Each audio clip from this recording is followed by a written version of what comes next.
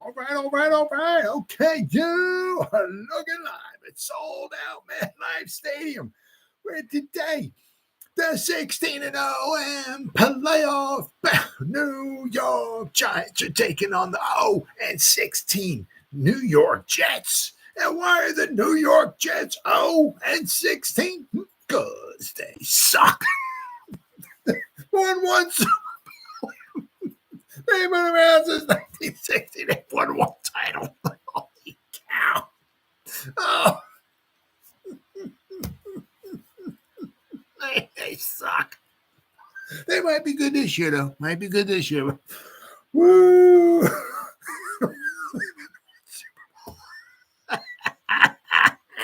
Oh, man, they suck.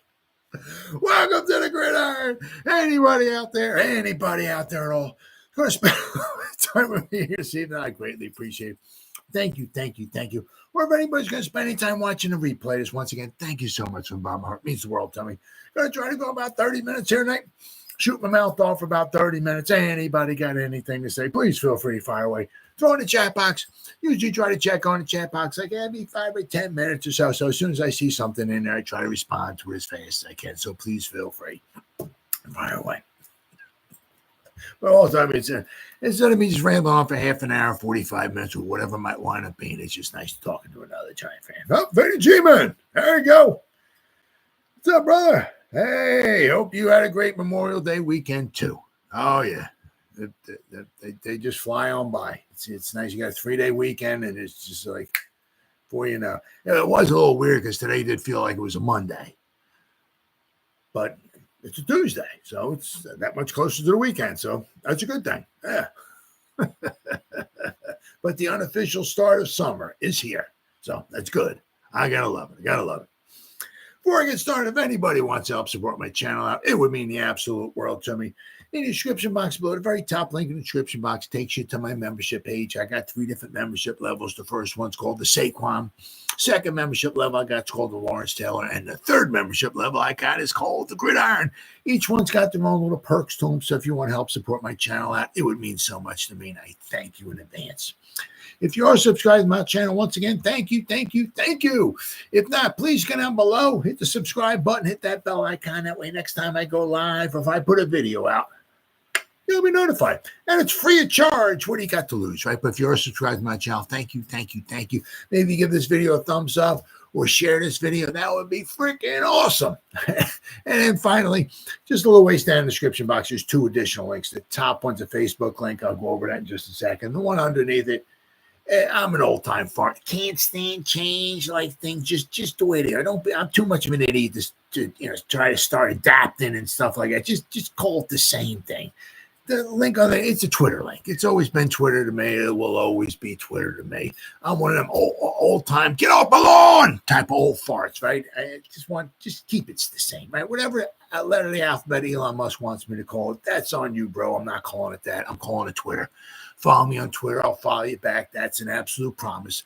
I try to put Giants-related stuff on my Twitter account every day. And then the link on top of it takes you to my Facebook group. It's called the New York Giants to Gridiron. It's my Facebook group. We have over 8,400 members in the group. It's doing simply marvelous, might I add. Basically, if I'm alive and breathing and if I have internet access, I'm putting stuff in this group darn near 365. And not only do I put stuff in this group, but the members post stuff in this group as well. So between me and the members, there's a ton of New York Giants information going in this group every day. It's called the New York Giants to Gridiron. It's my Facebook group. Please join it. You won't be dissatisfied. I promise. All right, with all that stuff sitting down that away with, well, I got like, well, now that my Knicks got knocked out, so I got like one eye on my YouTube channel. I got my other eye here, trying to see what my Rangers are doing. Looks like they might be going into overtime here. At least they're up 2-1. Florida Panthers are tough. Good team. I'll tell you what. I don't know if I've actually seen one playoff game this year with the Rangers that they've actually outshot their opponent. I mean, they're getting pummeled once again. Florida's got 34 shots. The Rangers have only got 22. Right? Seems like every they're getting outshot in every game. But as long as they want to win it on the scoreboard, that's I guess that's all that matters. So the Rangers are up 2-1. Game 4 in Florida, and it's 2-2. Minute 52 left to go in the third period. So it might be going overtime. So, all right. Well, the Rangers are keeping it, certainly keeping it exciting. That's for sure. All right. Well, another day, another dollar. Got some stuff to talk about. Seeing this is pretty impressive. I mean, if you look at it, you think about all the teams, right, out there and all of that, and you figure that 3 former Giants defensive coordinators ranked among the top defensive coordinators of all time. We've had some pretty good, impressive, defensive coordinators. Obviously, over the course of the Giants' history. This is, let's see, the 3 former New York Giants assistant coaches are among Pro Football Network's top 10 NFL defensive coordinators of all time. Bill Belichick is numero uno. Spags is number 3. Now you got to figure. I mean, Spags is he's on his own island. I mean, he's got like 4 Super Bowl titles, right? As a defensive coordinator, as a coordinator. I mean, so, and then Tom Landry, number 8.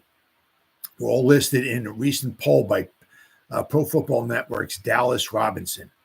Landry, most noted for his 3 decades-long career as the head coach of the Cowboys, began his career as a player coach with Big Blue in the 1950s.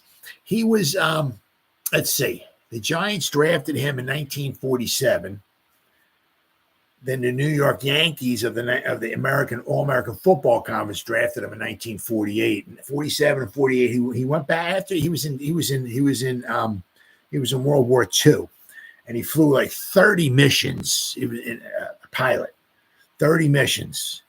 And actually, one of them he actually crashed in because I think his plane ran out of fuel. Crashed in Belgium, I think it might have been. But anyway, after he got out of the war, he went back to Texas. Well, the Giants drafted him in 47. The Yankees drafted him in 48. He played 1 year in the All-American Football Conference for the New York Yankees. 1949. After 49, the All-American Football Conference disbanded, and only 3 of the teams from the All-American Football Conference made it to the NFL, be the Browns, the 49ers, and the Colts. So the Giants, something, I think it was like they exercised their rights or something like that because they had drafted Landry in 1947. So I guess they had his NFL rights, I guess. And so he became a Giant in 1950. He was with the Giants from 1950 to 50. Well, 50 to 55, he was a player. 50 to 53, he was just a player. 54 and 55, he was a player coach. Now, of course, in 54 and 55, we had Lombardi. Lombardi was with the Giants. He was their offensive coordinator from 54 to 58. 1958 championship game was Lombardi's last game ever with the Giants. But Landry, he 54 and 55, he was a player coach. After 55 and 56, 57, 58, and 59, Landry was the defensive coordinator. 1960, he wound up being the first head coach of the Dallas Cowgirls. But Landry was very, very instrumental with like a 4-3 defense. One of the things that we had or that made him so I can't say special, whatever was that. We drafted Sam Huff in 1956. The problem, Sam Huff was very good in college. The problem was he was like too light to be a defensive lineman. I think it was. I think he was too slow. I think to be like an offensive lineman, like pulling and stuff like that and all. He was too light to be a tackle. I think he was like too slow to be like an offensive line, maybe a center or guard. So they're like, oh, we got this great college player, meaning Sam Huff. We don't know where to put him. So Sam Huff, actually, he got fed up. Him and him and somebody else. They went to the airport and they were going to fly home. They were going to leave. Well, Vince Lombardi, I don't know, somehow got wind of it, found him at the airport and convinced them to come back and play football. Well, what wound up happening was Sam Huff. I mean, I didn't know where to put this guy. Well, what Tom Landry wound up doing was kind of creating like the 4-3. When it's in this article here, it used to be it was a 6-1-4 defense, and Landry had to explain. Steve Owen was the coach. He was the coach for the Giants from 31 to 53. So Tom Landry was, very intellectual, very, very smart. And he explained to the defense, that their players, what the defense was supposed to do and all that. Well, when Landry came, he kind of created like an umbrella defense, like maybe the two safeties back and the two cornerbacks up. It created kind of like an umbrella. But he created like the 4-3 defense. Now, basically what it was the Giants had their two defensive tackles, Rosie Greer and Dick Modulewski. There's their tackles. Their thing was to consume blockers and keep Sam Huff, the middle linebacker, free so he could roam and make tackles. And he did that very, very well. I mean, so Tom Landry was an innovator. He was an innovator. And then when he went to the Cowboys, a lot of things he thought of, like the flex defense and a lot of motion, and the offensive linemen would go up to the line of scrimmage and they would get set, and then the quarterback would call a signal, and the whole offensive, they would like disguise things. The offensive line they would all pop up. Like they were supposed to stand up. Some of them, I guess, got a little lazy and wouldn't quite stand up all the way. But what they did, they called the signal. The whole offensive line would stand up and they get down in a stance. And while they were doing that, the guys in the backfield were shifting. So like the guys in the backfield would they'd be split, whatever, or they would be in an eye or whatever it was or something. When the offensive linemen would stand up, they would kind of like block the guys in the back. So the guys in the running backs in the back would like move. So then the offensive line would get down in their stance. The running backs were in a different position. So, he's very, very innovative. He really, really, he was a decent player. I think he had 32 interceptions. I mean, back in those days, interceptions, there were a lot of interceptions thrown. A lot. I mean, you'll look at a lot of the top guys back. I mean, Emlyn Tunnell. I mean, a lot of the guys, Paul Krause from the 50s and the 60s, there was a ton of interceptions thrown back then. Not so much today. But, I mean, Landry was a decent player, but he would never be in the Hall of Fame if it wasn't for his coaching career. But, I mean, Tom Landry, he was an outstanding, coach. Let's see here. As the Giants defensive coordinator from 1954 to 59, Landry was a true innovator. He devised a 4-3 defense, adding a middle linebacker and creating the front alignment still used in the NFL today.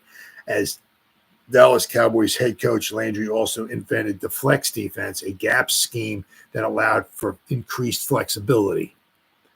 Spagnuolo, still around, a well-traveled assistant who is now reaching legendary status with the current Kansas City Chiefs dynasty after 3 Super Bowl wins over the past 4 seasons, began his coordinator career with the Giants. Of course, it's not all Spagnuolo has done in the NFL. During his first stint as New York's defensive coordinator in 2007 and 8, Spags upset the previously undefeated New England Patriots, shutting down arguably the greatest offense in league history en route to the Super Bowl, the Super Bowl title, Super Bowl 42. And in 2008, the year we should have won back-to-back Super Bowls, we had our defense and everything was better in 2008 until Plaxico shoots himself in his leg. Anyway, and finally, Belichick, perhaps the greatest coach in the history of the league, with a combined 8 Super Bowl championships, tops the list, and rightfully so. He began his illustrious career as Bill Parcells, defensive coordinator with Lawrence Taylor-led Giants in the 1980s. Working under Bill Parcells with the Giants from 1985 to 1990, Belichick won Super Bowls 21 and 25 as the club's defensive coordinator. In Super Bowl 25, Belichick's defense shut down Jim Kelly and the Buffalo Bills, who led the NFL in scoring in 1990 and put up 51 points against the Raiders in the title game. I mean, I was at 51-3, I think it was. Oh, what a massacre. The Giants were beating the 49ers 15-13. The Giants kicked 5 field goals against the 49ers. Meanwhile, the Bills, who played at home, put up 51 points against the Raiders. And I'm like, and not only that, but earlier in the season, the Bills came in the Giants Stadium and beat the Giants. Didn't kill us. Beat us by, I think, 3 points. It was 17-14, something like that. Just beat us by a little bit. But I mean, we put up 5 field goals against the 49ers. Meanwhile, the Bills put up 51 points. I'm like, oh my God, we might get blown out in this Super Bowl. Oh my God. How are we going to stop them? Well, Giants defense and Bill Belichick found a way. Anyone who was around back then for the 2019 win over Buffalo in Super Bowl 25 knows the greatness of Belichick. What the Giants did in that game was nothing short of remarkable. Absolutely. Others got other coaches on the list. We got Vic Fangio, Monty Kiffin. Vic Fangio was number 10. Monty Kiffin is number 9. Tom Landry is number 8. Bud Carson is number 7. Dom Capers is number 6. Wade Phillips is number 5. Dick LeBeau is number 4. Spags is number 3. Buddy Ryan is number 2. And Belichick is number 1. So that's your top 10. But I mean, what we did was, was just, a lot of times we'd rush like, in that Super Bowl 25, we'd rush like we'd have maybe 2 guys rush, maybe like Burt and Leonard. Not Burt. Burt was on the 49ers. Howard and Leonard would rush. Maybe Lawrence Taylor would come. We'd always have like at least 8 guys in the secondary. And what Belichick said is, they catch the ball or whatever. After the game, we're shaking hands, whatever happens, but we're punishing them. When they go up, you hit them. You hit them. You want to catch a pass? Yeah, go ahead. Yeah, we're cool. We got that. They said that Thomas was going to have their great running back, who was the best player on the field that day. But Anderson, we won the game. Anderson with the forearm, he scored a touchdown, had over 100 yards rushing. He got the MVP. I'm cool with that. But Thomas from the Bills, their running back, was the best player on the field that day. But Belichick told the Giants defense, Thomas is going to have to get 100 yards rushing. We're going to have to give up the run. You can't. You could not go into we'll try to stop the run and the pass. No. Couldn't do that, against the Bills. It was probably the best thing to do, because if you put like 37 guys on the line of scrimmage and you try to take the running game away, you could do that. Sure, they were just going to kill you with the pass. So basically, what it was, sometimes I think they even rushed 2 guys. And they dropped like 9 guys in coverage. I mean, you got like 9 guys in coverage. They got 5 guys on the line of scrimmage. You got to stay there. They can't pass on the ball. Then you got Kelly, right? So you got at least 6 guys that are worthless. So you got 5 guys who can go in coverage. Well, we got 9 guys back there covering 5. So that means almost every guy is getting double teamed. So if he threw a pass, whether it was complete or not, the guy was getting nailed. We gave up 17 points in that Super Bowl. 2 of them was on the safety. I still don't know how Jeff Hostetler held on to the ball when Bruce Smith came around the corner and grabbed his wrist and sacked him in the end zone. Somehow Haas held on to that frickin' ball. Whew. Or it could have been even worse. Now they did get a little lucky. I mean, they got lucky. We got lucky. I remember early on in that game, I can't remember who it was. Kelly threw a ball deep. One of our guys down the sideline had the ball, tipped it up in the air, and I was Lofton or Reed, it was like caught the ball behind them. And, they got lucky there. But then again, we got lucky. They missed the field goal at the end of the game. So it is what it is. But that was absolutely unbelievable. That was the only way we're going to win that game. We could not go into that game just setting up a 3-4, 4-3, whatever, and just read and react. Yeah, whatever they do, no, that wasn't going to happen. You had to do something. And Belichick was always very good at that, taking away what you did best. right? Like, I guess if he was a basketball coach and he went against the Bulls, I don't know. He put 5 guys on Jordan. Let's see if everybody else can make shots, but he basically took away what you did best. The Giants thankfully had enough, real good athletes on the team that were able to accomplish that. Because that was one of the whether we lost or won or whatever, that was a fantastic Super Bowl. Thankfully, we won. So we've had, John Fox, another really good defensive coordinator. We've had some really good defensive minds throughout the years.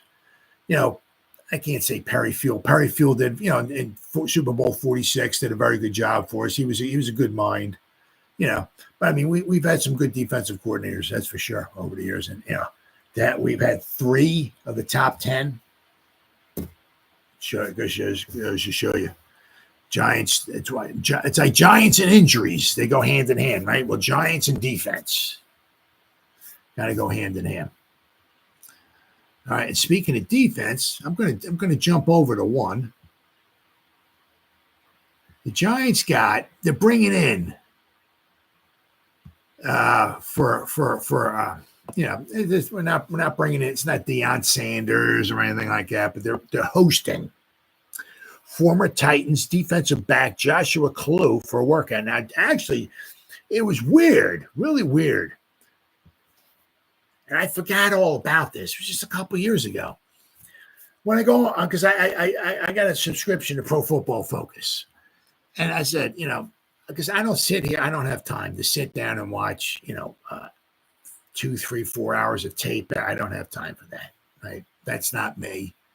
Other people do a phenomenal freaking job of that stuff, breaking that stuff down. So I use their, if somebody else is going to break down film, I use somebody else's expertise there. But one of the things I do with Pro Football Focus is that they give you numbers. Now, it's not end all be all, but if after the season's over with, that just gives me a guideline. That's all. If after the season's over with, right? If they give the guy an overall grade of a 50, right? He didn't have a Hall of Fame season. He maybe didn't have the absolute worst season of all time, but it gives me a guideline to go by. They give me some numbers, right? If they say he graded out like a 90, chances are he had a pretty good season.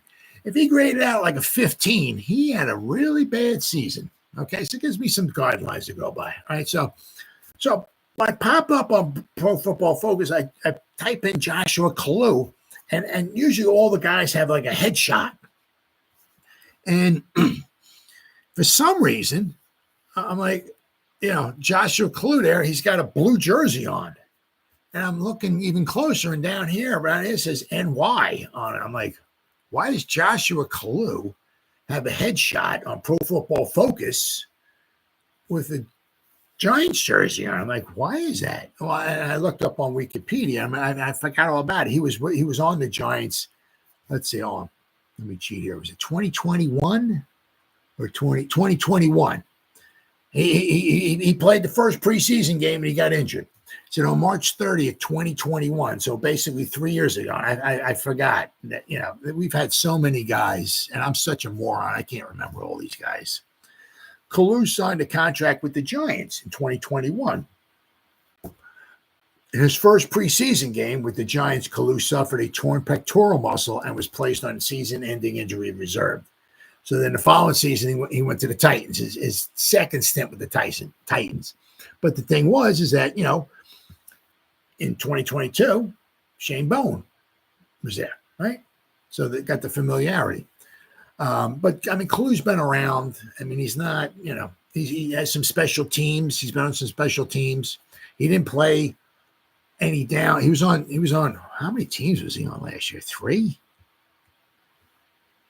Yeah, he was on 3 teams last year. Well, actually, he was with the Commanders twice.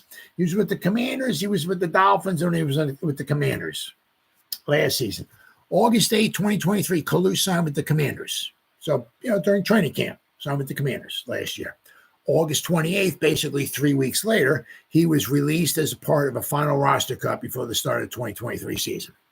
So he got released on the 28th. 2 days later, on August 30th, 2023, he was signed by the Dolphins on the practice squad. He was released on September 19th, so basically 3 weeks later, he was released. About 3 weeks later, October 10th, he was picked up by the Commanders once again and signed to their practice squad.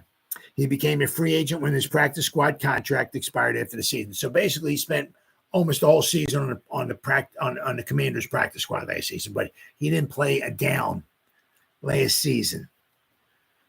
All right. But, I mean, he's, let's see, he was drafted in 2018. He was undrafted, I'm sorry. He was from Nebraska, 2018. So he's with the Titans, then he was with the Giants, and he was with the Titans, and he was the Commanders, and he was with the Dolphins, and he was back with the Commanders. So he's been around. All right. But let's see. Here we go. Let's say, well, what we had here? 2022 was the last season he played in. All right. With the Titans. Actually, so all three of the seasons he played in. He's played in 2019, 20, and 2022. Because 2021 he was with the Giants, and he missed the whole season because he was injured. But 2022, he didn't grade out too bad. 2022, he played free safety, strong safety, and he played a cornerback. So let me see here. 2022. All right, snaps by position. And he played special teams too. He played in the box, 84 snaps. He was the slot corner, 207 snaps. He was the wide corner 4 times. Free safety, 193 times.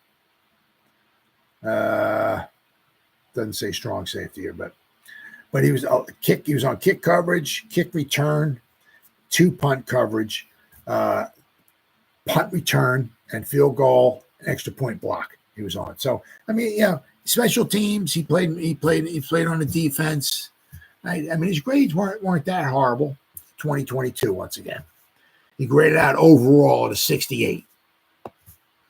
His run defense is pretty good. His run defense was a 93.5. His tackling was a 70.8, which is pretty good. His coverage grade was a 59. So maybe a little bit of a liability. Maybe that's why he plays a lot of special teams, because he's good at run defense and tackling. Let's see here. 2020, he graded out a 57.3. 2019, he graded out a 63.2. His tackling grade's very good. So I might give him some a little upper hand maybe on some special teams play. Maybe they're just bringing him in. He ran a 4.58, 6 foot tall, 203 pounds, nice size. So once again, they're just bringing him in. Certainly does not mean we're going to be signing him at all or anything. I said Joshua Kalu played, this is from Giants Country. Michael Lee wrote this article. Joshua Kalu played safety for Shane Bowen in Tennessee in 2022. Right. So there's Panthers won. Game tied up at 2. Series tied up at 2. All right, let's see.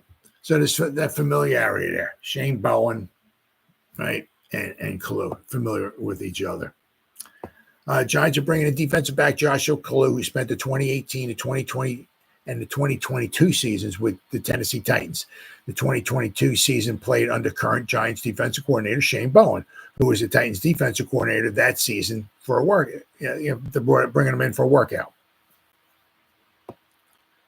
Kalu played his college ball at Nebraska. He signed as an undrafted free agent with the Titans in 2018. Back then, 2018, 19, or whatever, I think Bowen, might have been like the outside linebacker coach with them, but Bowen was still with the Titans. So he's got some familiarity with them, that's for sure. Following the 2020 season, that he signed with the Giants in 2021 during the offseason. Expected to compete for a special team spot. However, he tore his pectoral muscle in the preseason and missed that entire year. He returned to the Titans in 2022, playing 44% of the defensive snaps. Last year, he spent the time on the Dolphins and the Commanders practice squads. He's 6 foot tall, 203 pounds. He's appeared in 44 games with 5 starts. And those coming in 2022 with the Titans in 2022, he's 5 starts. He has 68 career tackles, 1 tackle for loss, 6 pass breakups, 2 forced fumbles, and 1 interception in his career. In 2022, he was targeted 35 times, allowing 24 completions for 268 yards and 2 touchdowns.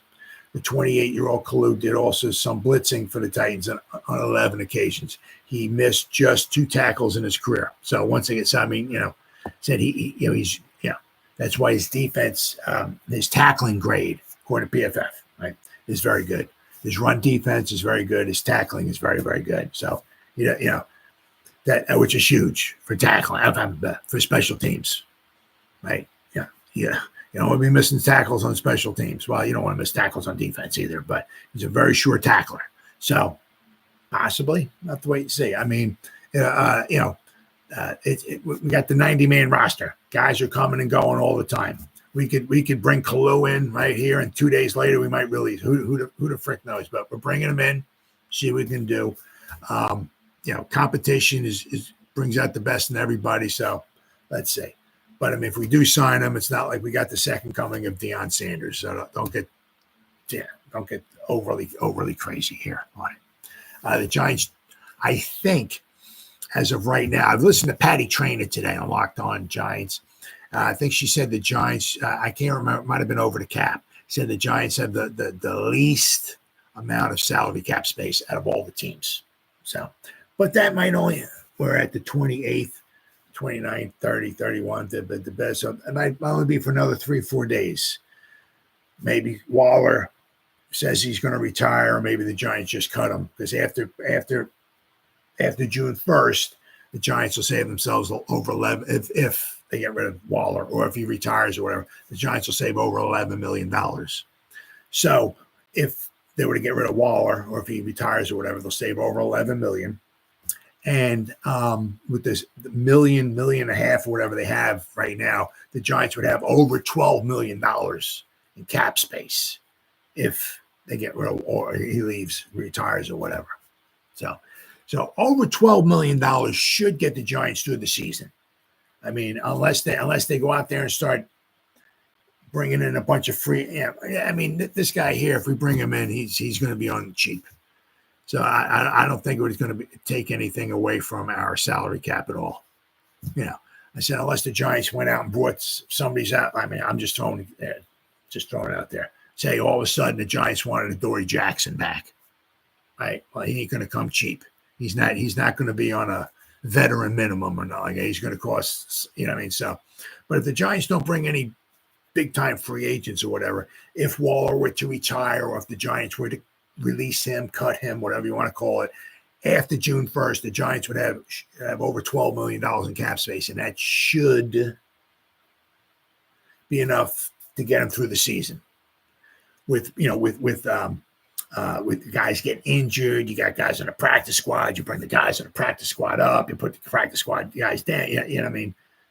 Yeah, that should be enough money for the Giants for the season. So, and which in one respect would be nice, because the only way the other Giants, the Giants can get more money, they might have to touch Andrew Thomas's or Bobby Okerike's contracts.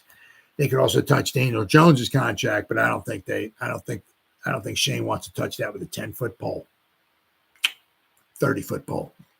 Long. I don't think he wants to do that with a long pole. I don't think, because you're kicking money down the road. And if for some reason, if they get rid of Daniel Jones after the season, they don't want to kick any more money down the future that they have to. So we'll have to wait and see. But if Waller retires, do they release him or cut him or whatever, the Giants should have enough money, hopefully, for the rest of the season. As I said, if they do sign Kalu, I don't even know if they even get there. Because basically what it is the money that they have, right? It's based on the top 51 guys. Now the 51st guy is only making $700,000-$800,000, right? So if Kalu comes in, he's only making $700,000-$800,000. So it's still he would still, even if he comes in at number 51, he'd be knocking number 51 down one spot, and the guy he's knocking down is probably making the same amount of money as him. So he's not really adding, anything to the salary cap. If we sign somebody for like $3 million, well, now you're taking some money out of the salary cap. So even we sign him, I don't think it's going to hurt our cap at all. But he's bringing guys in, and once again, there's some familiarity, which is huge with Bowen. So I mean, the defense is going to be pretty much the same. You'd have to think, and Kalu's got some familiarity with Bowen, so there wouldn't be much of a learning curve there. So we'll have to wait and see. One nice thing is that you can say is that he still has a lot of tread left on his tires because he didn't play it all last season. 2021, he didn't play it all. He got injured first preseason game, right? So he's got a lot of tread left on his tires. He's a very young 28, shall we say. All right, then we got all right, OTAs. There we go. Now, I think tomorrow is off. I think. No. May 30th, 31st, 30th, and 31st. June 3rd and 4th. So wait, remaining 30 and 31. Oh, so wait, hold on. Today's the 28th, 29th. Yeah, okay, yeah, yep. My bad, yeah. Thursday and Friday. Right, today's the 28th. Wednesday's the 29th. Yeah, so Thursday. So they're off tomorrow and then Thursday and Friday. But then the following week, they got the 3rd, the 4th. They're off Wednesday, the 5th, and the 6th, and the 7th. And then OTAs are done. Then the mandatory mini camp will be on, but that's the following week. So this week we have 2 more OTAs, Thursday and Friday. All right, so the Giants returned to the practice field Tuesday for OTA number 4. It was a truncated session before the team headed out to the annual Charity Golf Classic to benefit the Giants Foundation. The team spent the majority of the morning in 11-on-11 drills at the Quest Diagnostic Training Center. Malik Neighbors, the 6th overall pick in the draft, started the day with the first of a handful of completions by Tommy Chicken Cutlet Parmesan. Coach Brian Daboll talked last week of the progress being made by the rookie receiver. There's a lot of information to learn. You know that, Daboll said. He works really hard. There's a couple of different positions that he has to move around and learn. But that's why we drafted him. So good young pro, works really hard at it. Spends a lot of extra time with wide receiver coach Mike Groh when he can. Kind of like Jalen Hyatt did last year and Wandale Robinson did the year before. So it's been nice. The long play of the day was a pass to veteran wide receiver Allen Robinson. Don't forget about him, right? Who signed with the Giants earlier this month. But defensive lineman Ryder Anderson found his way into the backfield for what would have been a sack. Don't forget about Ryder Anderson, right? Just before 2-time Pro Bowler Dexter Lawrence sped up a throw to force an incompletion. Cornerback Deonte Banks also had a hand in a strong day for the defense, forcing an incompletion of his own. The former first-round pick looks to take the next step in his second season. It's always a big difference between year 1 and year 2, Daboll said last week of Banks. Obviously, he's done it for a whole year in terms of how we do things here, learning some new things of what we're putting in defensively. But he has the right mindset. He's working extremely hard and trying to do as good as he can do. Banks is part of a larger storyline this spring as the Giants install a new defense under Shane Bowen. It's important for those guys to hear the call, the meeting time, being able to take it in from the classroom to the field, which is huge. I mean, you're sitting in the classroom and they're drawing it up or showing film and stuff. Oh, yeah, that's cool. But if you can't take that stuff to the field, we got a problem. Daboll said they've done a good job. That's why these are so important, particularly when you can get out now and line up against a formation or something like that. But it's a work in progress. Lawrence Cager was a factor on Tuesday with a few receptions from DeVito, including one for a big gain down the middle. Rookie Theo Johnson, another tight end, also got in on the action with a catch from Drew Lock. Daboll spoke recently about getting the rookies up to speed while mixing in with the veterans.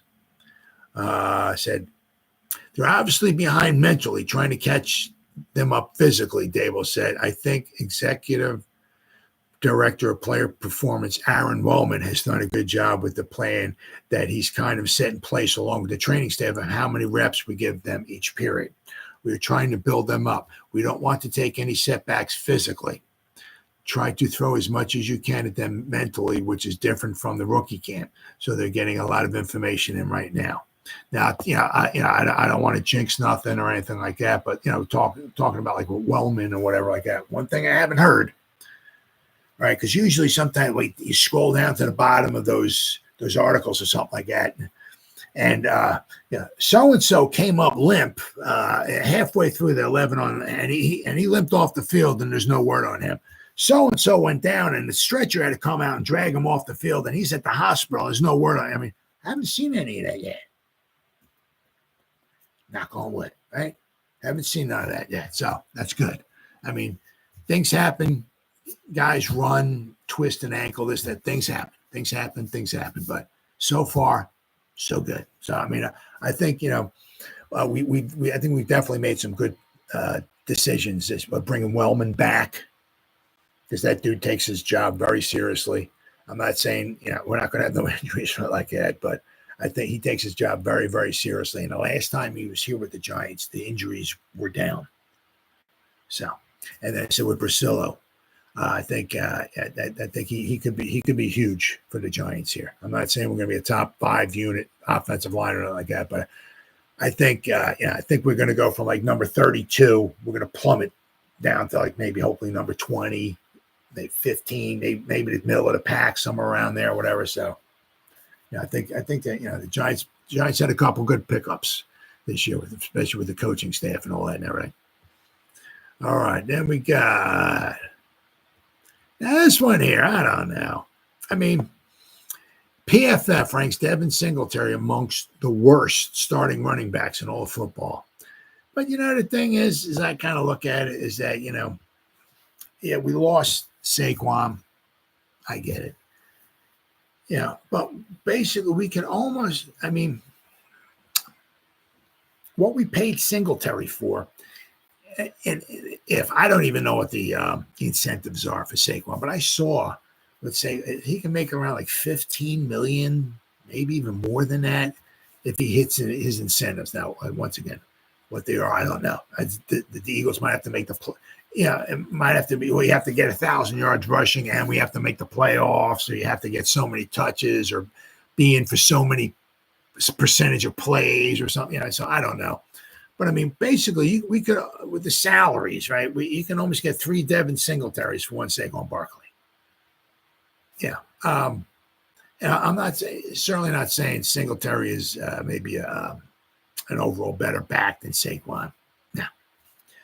But he has averaged more yards per rushing attempt than Saquon has. Now, granted, Saquon's been injured a lot, which is another one of the reasons why losing him isn't that the worst thing in the world. We saved ourselves a lot of money. But I granted, Singletary a lot of times was with the Bills most of his career. And a lot of times when he was with the Bills, their running game was Josh Allen. Josh Allen gets the ball and he just takes off and he runs. Their running game was, didn't concentrate a lot. A lot of it revolved around Josh Allen. The ball's in his hands, right? He's either going to throw it or he's going to run. So a lot of times Singletary's kind of like a little bit of an afterthought as far as running the ball. So, but his yards per carry is more. Once again, his offensive teams were better. Okay, he had better quarterback play. So you expected that his yards per carry would be better. But, his rushing yards per game is 4.6 for his career. Saquon, for his career, is 4.3. Now, you look the past 4 seasons. Singletary played in 17 games, 16 games, 17 games, and 16 games. That means in the last 4 seasons, Singletary's missed 1 game. If you want to go back to his rookie season, he missed 4 games. I don't know why. He played in 12 out of his 16. So Singletary in 5 seasons missed 5 games. Saquon Barkley, go back to 2019. He played in 13 games, so he missed 3. 2020, he missed 14 games. So that's 17 games. 2021, he missed 4 games. So that's 21 games.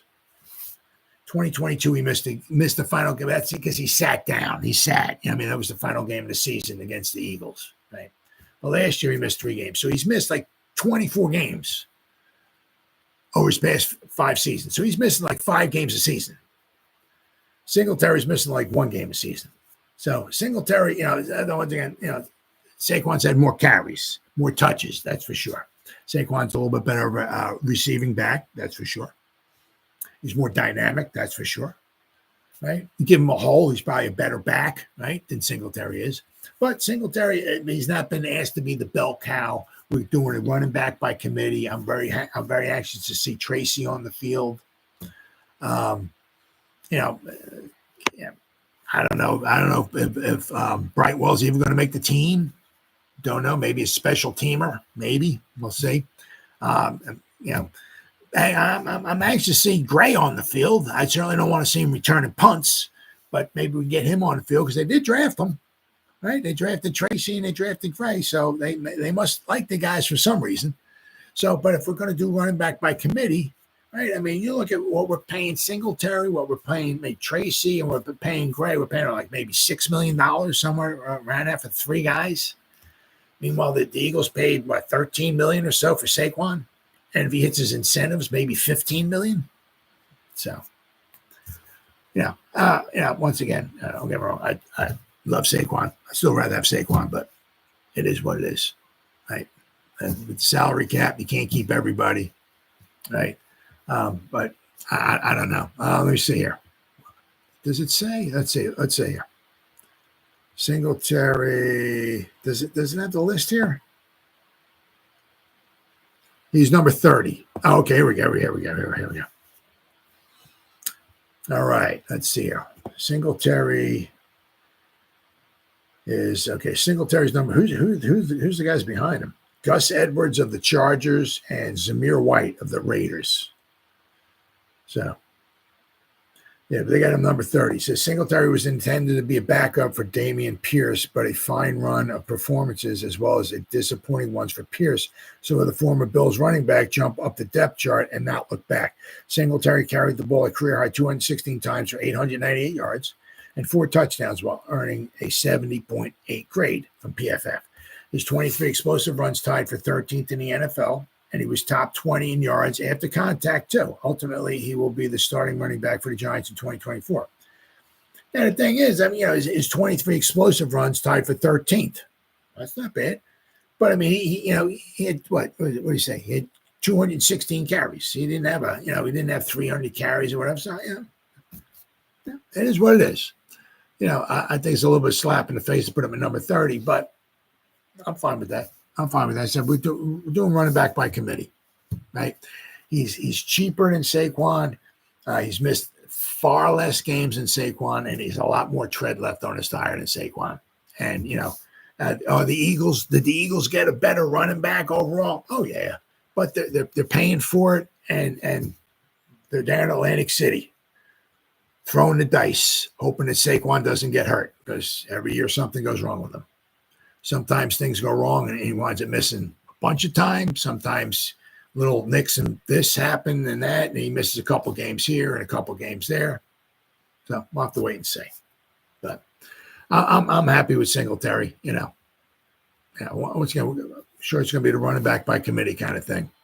And I'm anxious because I'd like to see some of these guys on the field. I'm very excited about seeing Tracy on the field, see what he can do. Very excited for that. And we got a bunch of running backs. All right. And then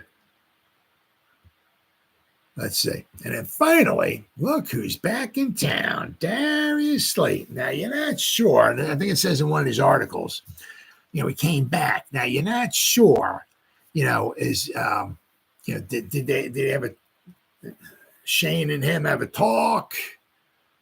Or exactly what happened, but Darius Slayton showing up. So basically everybody's here except for Mr. Waller. Says Darius Slayton was in attendance for the Giants' voluntary workouts on Tuesday. The on-field practice was apparently the first time Slayton has joined the team for any of this spring's voluntary workouts.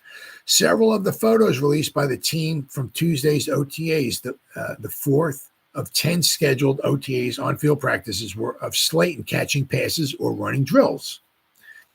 In the final year of his 2-year, $12 million contract, Slayton has been staying away from workouts in an apparent attempt to push the Giants to offer him a contract extension. I mean, we just got so many so many wide receivers coming in. I don't know. I can't see us giving him any type of extension. Slayton, who's only 27, right?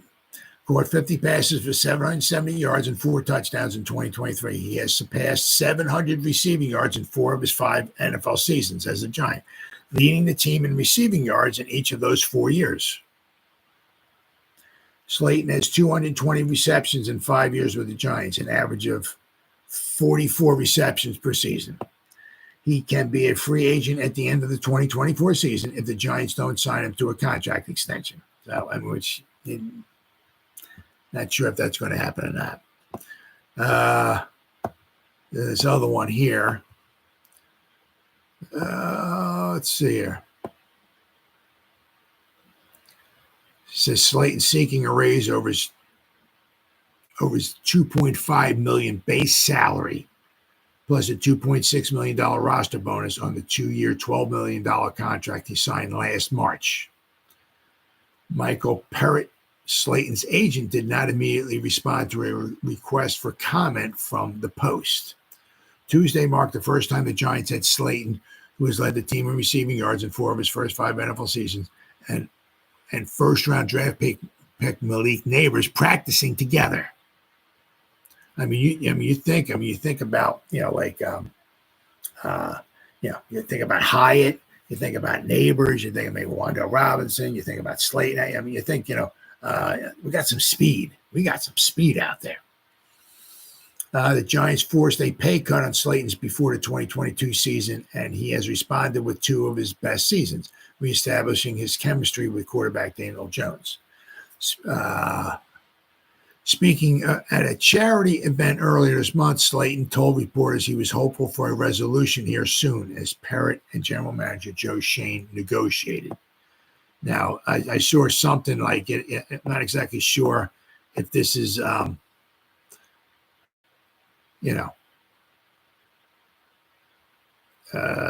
now this here. Darius Slayton rejoined the Giants after skipping the first 2 phases of voluntary offseason program and the first week of OTA practices. Slayton was back on the practice field Tuesday. It was unclear if Slayton showed up as an act of good faith or his appearance is a sign that his contract dispute is close to being settled. So, is there something in the works? Say you just go there, we'll work something out. Maybe we can give you some extra money, or something. Or Slayton's like, look, I'm showing up in an act of good faith. We'll have to wait and see. I said, one again. It's I can see either one. I could certainly see where Slayton's coming from, right? 4 of his 5 seasons drafted in the 5th round. We've had a horrible offensive line. We have not had super duper dynamic quarterback play this whole time here. Slayton has been, I don't want to say wide receiver number 1, but we have not had a number 1 wide receiver. And 4 out of his 5 years, he's led the team in receiving yards. And he's only making $6 million a season. So DeVonta Smith I think it was like 290 more receiving yards last year than Slayton. DeVonta Smith inked an extension, I think, for $25 million a season. Slayton's making $6 million. DeVonta Smith's making $25. So DeVonta Smith with a better offensive line has a number 1 wide receiver on the other side that takes up a lot of attention. Smith's a very good wide receiver, but Brown over there takes up a lot of attention. So it gives Smith maybe a little bit extra freedom or whatever. He's got a good offensive line, right? And he only had like 290 more receiving yards than Slayton, and he's making 4 times the amount of money. So I can certainly see where Slayton is not stepping over his boundaries. He certainly had some problems with the dropsies earlier in his career. It seemed like he did a little bit better job of cleaning some of that up. But I can see, where maybe Shane's coming from too, if they don't sign him to any type of a contract extension. You know, I said it because it's you got to get the bang for your buck. You know, and when they draft Hyatt, when they draft Wan'Dale Robinson, they drafted Malik Neighbors, they drafted Bellinger, they got Theo Johnson, they just brought Allen Robinson in, Bryce Ford Wheaton. They paid him some guaranteed money to be on the practice squad. You know, he got injured last year, but Shane's brought some wide receivers in. You know, so the thing is the guys he's brought, especially the guys he's drafted, I'm sure he's going to want to see those guys on the field. So you're going to bump up Slayton's salary from $6 million to $10 million this season or something, and you're going to have him on the sideline drinking Kool-Aid most of the time. You got to get bang for your buck. And then the other thing too is you're going to give him a contract extension. I mean, you don't need any more receivers. Do you need, unless they start getting injured? You know, like what happened a couple of years ago when they kind of had like Slayton the first year, 2022, and they had Slayton that like pushed him so far down. I think he was like on the practice squad. And all of a sudden, all these receivers started getting injured, and Slayton started working his way up, got back on the team, and got on the field and had a pretty good season because of a lot of injuries. But I mean, if they're not going to, I'd have a hard time seeing Shane keeping them around. They didn't draft him, right? He came with the team. I don't know why they would want to, it's just like the bang for your buck theory. I mean, I love that. I hate when you draft somebody, he's been on the team for a while, and you just let him go. I hate that. Can't stand that. I like team. You know, you draft the guy, he's like your baby. You know what I mean? It's like you drafted him. Oh, we got a little Slayton here. You know, and he's 5 years old. Get the heck out of it. You know, I hate that. You draft the guy, let's develop the guy, let's keep the guy. You know, that I like. You know, but it's like if he's going to give him an extension, he's going to have to bump his salary up, give him an extension. But I mean, how often is he going to be on the field? You know, I mean, Shane's got to get the bang for the buck, and I can't see that happening. I mean, unless all of a sudden, unless I don't want to jinx us, we got a bunch of injuries, then Slayton would be, very, very valuable to us. But I just can't say it's one of those things. I just can't see. I don't know. We'll have to wait and see. But it's nice to see Slayton back anyway. All right, guys, been 57 minutes. Vinny G-Man, good talking to you, brother. Thanks for staying up with me. Greatly appreciate it. Whoever spent any time listening to me live, thank you. If anybody spent any time watching replay this, thank you so much from the bottom of my heart. It means the world to me. As always, you guys stay safe out there and go Giants. Woo! Oh, yeah.